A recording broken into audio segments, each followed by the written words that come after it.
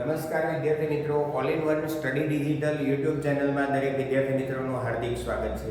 વિદ્યાર્થી મિત્રો, આપણે અભ્યાસ કરી રહ્યા છીએ જવાહર નવોદય પ્રવેશ પરીક્ષા માટેની તૈયારી.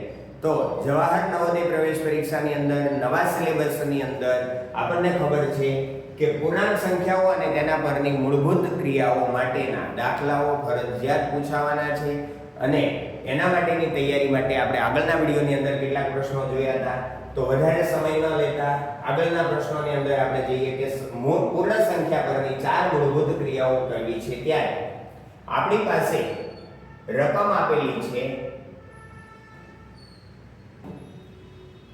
9680 ગુણ્યા 10 ગુણ્યા 14 ગુણ્યા 0 ગુણ્યા 8 નું ગુણનફળ શું છે? વિદ્યાર્થી મિત્રો, જરાક જોજો. ગુણનફળ માંગેલું છે અને એક જ જગ્યાએ 0 છે, બીજી કોઈ નિશાની નથી. ગુણનફળ એટલે કે બધા જ પદ ગુણાકારમાં છે અને બધા જ પદ ગુણાકારમાં છે અને પાછું એવું છે કે 0 સાથે ગુણાકારમાં છે.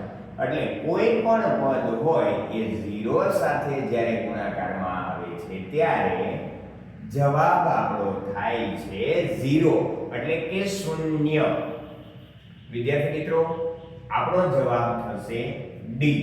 યાદ રાખજો, 0 છે એનો ગુણાકાર અને ભાગાકાર કોઈ પણ સંખ્યાઓ સાથે કરો તો જવાબ આપણને 0 મળે છે.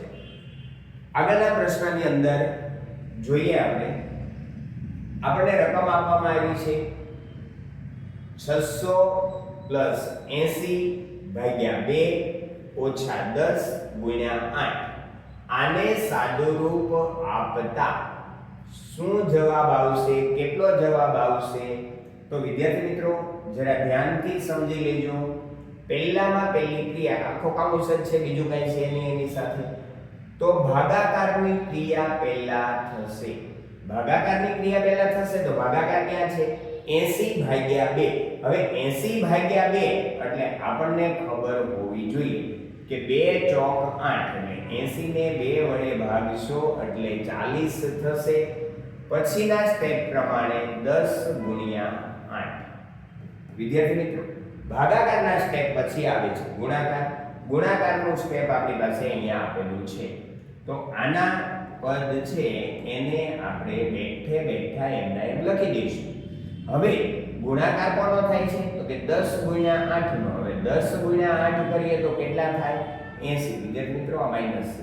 10 × 8 કરો એટલે કે 80 થયા. હવે શું થાય? તો કે સરવાળો. કોનો સરવાળો કરવાનો છે? તો કે 600 અને 40. 600 અને 40 નો સરવાળો કરીએ તો થાય કેટલા? 640. એમાંથી બાદ કરવાના છે 80. હવે 640 માંથી 80 કાઢી દઈશું તો પહેલા 40 કાઢી દો એટલે આપણી પાસે વધ્યા 600.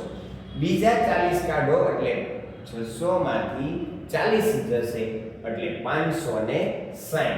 તો વિદ્યાર્થી મિત્રો, આપણો જવાબ એકદમ ઈઝી આપણને મળી જાય છે. 688 નથી, 260 નથી, 580 નથી, 560. હવે વિદ્યાર્થી મિત્રો, મેં તમને અગાઉના વિડીયોની અંદર કીધેલું હતું કે જ્યારે પણ આપણે આવા સાદુરૂપના દાખલા ગણીએ ત્યારે એટલું યાદ રાખવાનું છે કે ક્યારેય પણ જવાબ તમારે ડાયરેક્ટ લખી દેવાનો નથી. ઘણા વિદ્યાર્થીઓ હું જોતો હોઉં કે શું કરે કે આગળવાળા પાછળવાળા કે ગમે તે મિત્રએ લખ્યો હોય અને એમ કહી દે ભાઈ આમાં બી જવાબ આવે એટલે બી લખી દે, અથવા પોતાની રીતે તુક્કો મારી દે કે ભાઈ હાલો આમાં સી કે ડી જે જવાબ આવતો હોય અઠે ગઠ્ઠે જવાબ લખી દે. હવે ગણિતની અંદર તમે જ્યારે અઠે ગઠ્ઠે જવાબ લખો ત્યારે એનો જવાબ ક્યારેય સાચો પડતો નથી. ખાલી જોક્સની અંદર અઠે ગઠ્ઠે ટેકનોલોજી હાલે, બાકી ગણિતની અંદર કે અઠે ગઠ્ઠે ટેકનોલોજી ચાલતી નથી. એટલે અઠે ગઠ્ઠે જવાબ નહીં મારવાનો. આવી રીતે એકદમ ઈઝી સ્ટેપ છે, ગણતરી કરી દેવાની. ગણતરી કર્યા પછી આપણો જવાબ જે મળે એને આપણે લખી દેવાનો. આગળના પ્રશ્ન માટે આપણે આગળ વધીએ. આપણને કહેવામાં આવ્યું છે 24 પ્લસ મોટા કૌંસની અંદર 6 માઈનસ છગડીયા કૌંસની અંદર 5 માઈનસ 2 ગુણ્યા નાના કૌંસની અંદર 4 માઈનસ 3 નાનો કૌંસ પૂરો, છગડીયો કૌંસ પૂરો અને મોટો કૌંસ પૂરો. આનું સાદું રૂપ આપતા આપણને પરિણામ શું મળે? આનું સાદું રૂપ આપીએ તો પરિણામ શું મળે? તો આપણે એના પરિણામને જોવું છે ત્યારે સૌ પહેલા તો આ બહારના પદ છે એને એમના એમ મૂકી દઈએ. સૌથી અંદરના કૌંસનું સાદું રૂપ પહેલામાં પહેલા થશે. તો અહીંયા સુધીના પદ લખ્યા. હવે અંદરના કૌંસનું સાદું રૂપ હતું કે 4 માંથી 3 જાય તો 1 અને ઈ 1 2 સાથે ગુણાઈ જાય એટલે 2 ગુણ્યા 1 એટલે 2 થઈ જાય. હવે છગડીયો કૌંસ પૂરો થઈ જાય, નાના કૌંસની વિદાય કરી દીધી આપણે, મોટો કૌંસ પૂરો થઈ જાય. હવેના સ્ટેપમાં આપણે આગળ વધવું છે ત્યારે 24 ને લટકાના એમના એમ લેતા જવાના. હવેના મોટા કૌંસને પહેલા લખો, 6 લખો માઈનસ. હવે છગડીયાને આપણે બગડીયો કરી નાખવાનો છે. 5 માંથી 2 કાઢી નાખો એટલે 3 થાય અને છગડીયા ભાઈને પણ કહી દઈએ બાય બાય. તો 5 માંથી 2 જાય એટલે 3, છગડીયો કૌંસ તો જતો રહ્યો છે.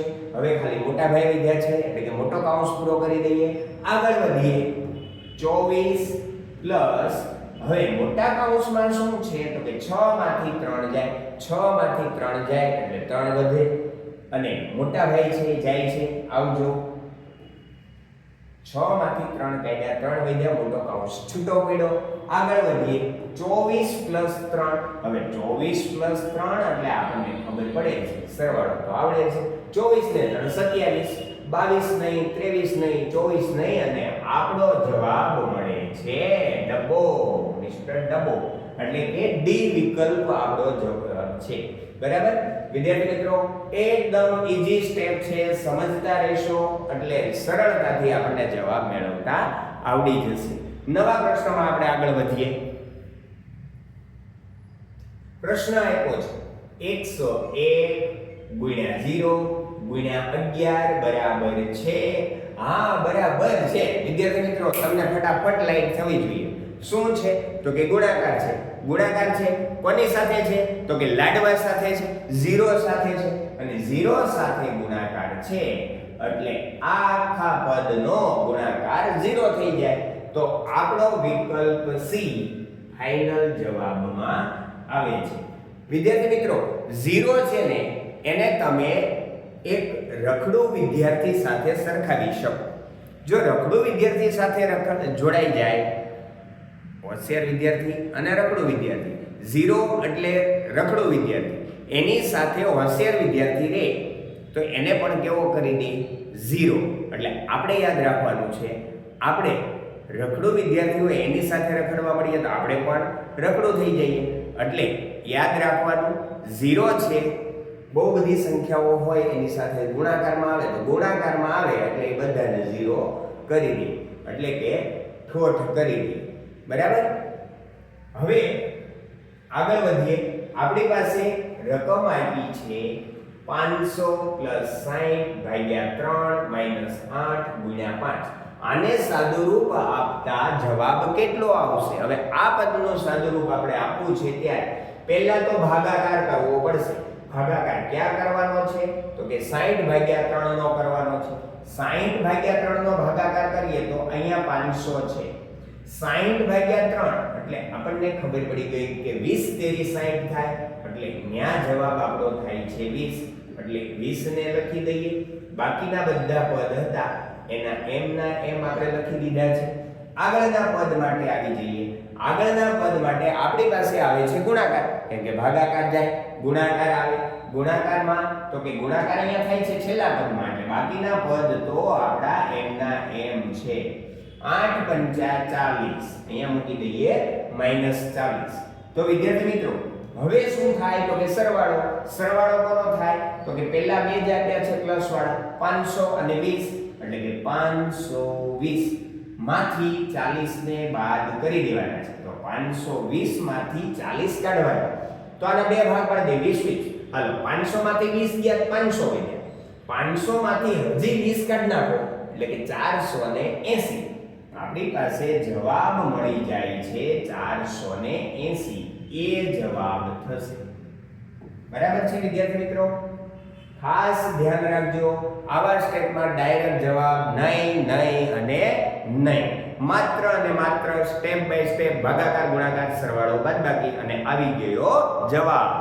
તો વિદ્યાર્થી મિત્રો,